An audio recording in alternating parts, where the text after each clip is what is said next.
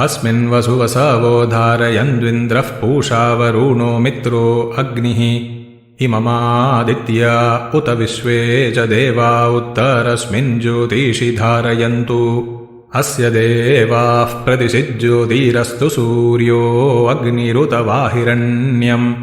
सपत्नास्मदधरे भवन्तुत्तमं नाकमधीरोहयेमम् येनेन्द्राय समभरः पयां सुत्तमेन ब्रह्माणा जातवेदः तेन त्वमग्न इह वर्धयेमं स जातानां श्रैष्ठ्य आधेह्येनम् ऐषां यज्ञमुत वर्चोददेहं रायस्पोषामुत चित्तान्यग्ने सपत्नास्मदधरे भवन्तुत्तमं नाकमधीरोहयेमम् अस्मिन् वसुवसवो धारयन्द्विन्द्रः पूषा वरुणो मित्रो अग्निः इममादित्या उत विश्वे च देवा उत्तरस्मिन् ज्योतिषि धारयन्तु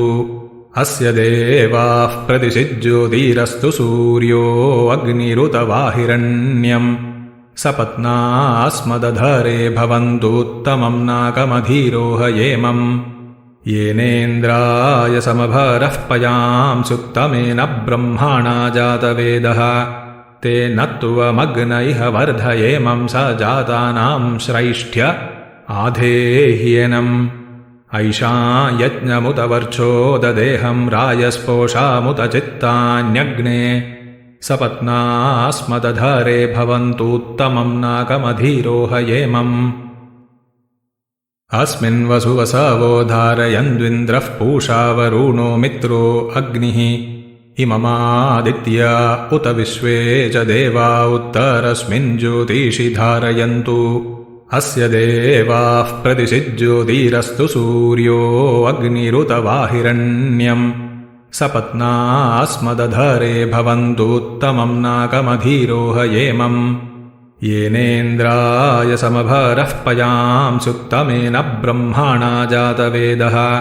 तेन त्वमग्न इह वर्धयेमं स जातानां श्रैष्ठ्य आधेह्येनम्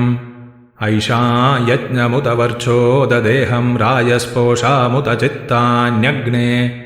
सपत्नास्मदधरे भवन्तुत्तमं नाकमधीरोहयेमम् अस्मिन् वसुवसवो धारयन्द्विन्द्रः पूषा वरुणो मित्रो अग्निः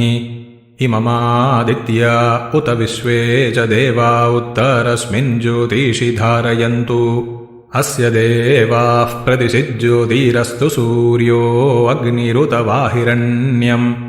सपत्नास्मदधरे भवन्तुत्तमं नाकमधीरोहयेमम्